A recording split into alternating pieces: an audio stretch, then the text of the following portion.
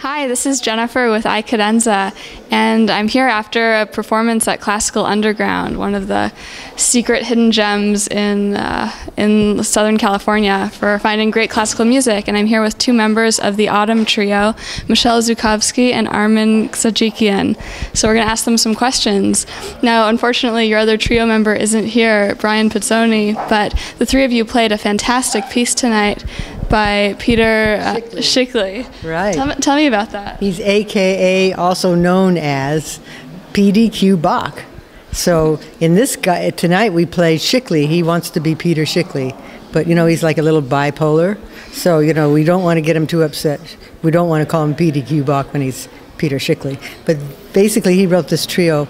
It's the world premiere of this particular trio, and we gave ourselves that name, Autumn Trio, was February 22nd at the church in Pasadena, the neighborhood church. So this is the second performance ever to have taken place. Wow, that's so exciting, and it's a beautiful piece. To me, it sounded like all of the instruments just melded together, and it really fit. Very dark and autumnal. Nobody's going rah, rah, rah, too much until the very end. So. Armen, what's your experience been premiering new works like this of local composers? Oh, it's been tremendous. My relationship with Schickli goes back to early '90s when I met him in Edmonton, Alberta, and he really knows the instruments well to get that sound. He loves the unison between clarinet and cello. It's a very specific sound, that he really always enjoyed, and so we gain a really terrific trio and get to play here. It's true. Then the sound you produced was phenomenal. It was such an experience hearing it, and you both have illustrious careers outside of your work with the Autumn Trio, so please tell me about that. Well, I play first clarinet with the Los Angeles Philharmonic, and I have to admit that it's much more fun to play these concerts because people are in it for the music. Of course, the ones that the Philharmonic are, but it's just such a natural. It's what chamber music used to be. Schubert would have chamber music at his house, and that's what it was set up for. So it's just such a source of pleasure for anybody who's playing chamber music in this kind of a atmosphere. I actually been a huge fan of Michele. She didn't even know a bunch of years ago. I consider her a legendary musician because that's only because I'm old. Yes, you're really not old. No, but I don't feel old. But she's, it's not just the first clarinet of the. She's been a soloist with the orchestra and responsible for playing in the premieres and some incredible music associated with the Philharmonic and outside of it, and it's a privilege to play with her. Hopefully we'll have a future as a trio in addition to many of the other groups I play in. I myself occasionally can be found in the LA Phil when I'll get a call, say, how soon can you get to San Diego, or it's our third concert, or blah, blah, blah. Oh, it's a Russian program, I'm sure you know it. Or somebody couldn't get their immigration paperwork, so can you go to a European tour with us? Sure, absolutely. That's right. Yeah, but I'm a freelancer. I play. And he plays in the LA Chamber Orchestra? Regularly, I'm in the LA Chamber and the Hollywood first? Bowl. Yeah, but most of the times it's just my real mortgage paying is by recording in the studios, over probably almost 1,200 movies to my credit up until now. E.T. was one of my first gigs, way before you were born. And then, of course, you had a bit of an acting career, didn't you? Yeah, the Toy Story Today, and acting career was that. Actually, it's a hilarious story because as a member of the Hollywood Bowl Orchestra, we play a summer season there, and one concert, I request to be released because I had a lucrative offer in the recording studios, and normally by law they have to allow you to miss a certain amount of concerts, or for some reason they just had a really hard time letting me go off of this concert, and I said, come on, I'm entitled, I'm not even playing principal, I'm associate. And then the answer came back, well, no, maestro conductor really needs us to film, it's an important night. I said, okay, so that night, it's a long concert, I'm sitting with the most pissed off face you can imagine playing this concert, and that night there was a casting agent. One of the 18,000 seats was, you know, used by the casting agent. This lady was going through her binoculars and zeroes in what was the largest moving object on stage, me, and they goes, laughed and they didn't even hear it. Good timing.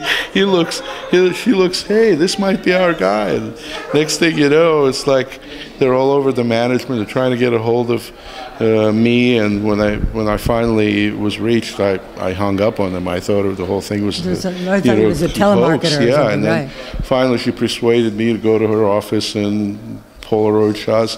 3 weeks later, I'm off to Florida Keys, grabbing Jamie Lee Curtis by the neck and roughing her around for 5 weeks. I mean, it was an incredible life. Yeah, exactly. I didn't even say what the movie. It was True Lies, and I was the limousine driver, a dead limousine driver. And he was a terrorist. He looks like a terrorist. Yeah, I had to go I'm a little afraid every once in a while. I'm telling you when I play with him. They had to teach me to shoot out of these guns. I said, I don't want to hold anything heavier than a bow. And the director was Jim Cameron, actually. Now he's nearly a saint. You know, still comes. You know, he came to a recording session last year at the Avatar and still recognized me. So you played the music for the Avatar? Yeah. Oh my God. Well, that's what I normally do. And then 6 months after we were shooting the True Lies in Florida, I ended up actually recording the movie, and this was the first time I actually played my own death scene. You know, it was kind of neat thing. And Jamie Lee was in the booth, and she said it was the craziest stupid cello trick I've ever seen. That's ever. incredible. You know? Yeah. Okay, let me ask you something. I would circle the chord that I get the bullet in my head. Oh my God! You know, beginning of a 7/4 groove. You know, it was great. Tell me, is she as cute in person as she is? Oh, she's great. Hot, isn't she? She's hilarious. I got her. Legs don't end. She was very helpful. I mean, occasionally when she gets into acting, she gets really out there. So she warned me a few times, look, I may be going crazy. Don't you be opening your eyes or anything. You're supposed to be dead and stuff. And, you know, and I used to get really rough instructions. You know? Yeah, like Jim Cameron, my name was Akbar in the movie. He said, good Akbar is a dead Akbar. If you open your eyes, I will kill you. So were you squinting him shut like this, or? Yeah. Well, no. I mean, I had to react to the limousine going side by side. You know, I missed that part. Yeah. Because I see it in segments. You know, at 12 and then midnight. You know. Yeah, there's 4 limousines. One was chopped up, and the other one went into the ocean with the dummy. Looked like me, and with a radio-controlled limousine. So the day I flew into Florida, they already drowned me. Wow. Yeah, it's hilarious. And most of my doubles had to get to the set, you know, like 2 hours early to get pillowed up and darkened. You know, there was my wig, my beard.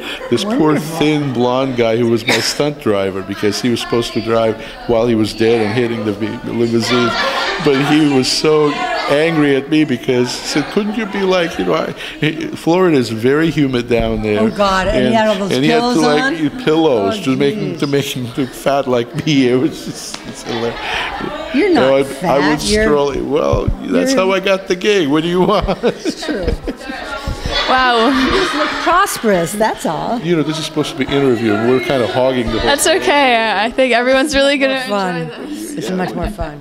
What we're trying to do with our website is help encourage young artists to get online, to promote themselves, and to take the burden off of self-marketing. So we're trying to help with that, and also increase general interest in the arts. And I think the work that's happening with Classical Underground in such an exciting environment really contributes to that. I'll tell you, what's so great is, you know, you want to push your career, you hand them a CD. Nobody listens to CDs anymore, but they'll listen to a clip somewhere. I mean, it used to be calling cards, CDs.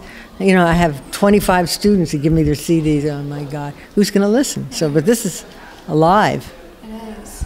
And I think the environment is really conducive to bringing out the arts in a new way. And it's so great to have been introduced to both of you as part of that. And so thank you very much for speaking with me tonight and for such a wonderful concert. Thank you, too. Great.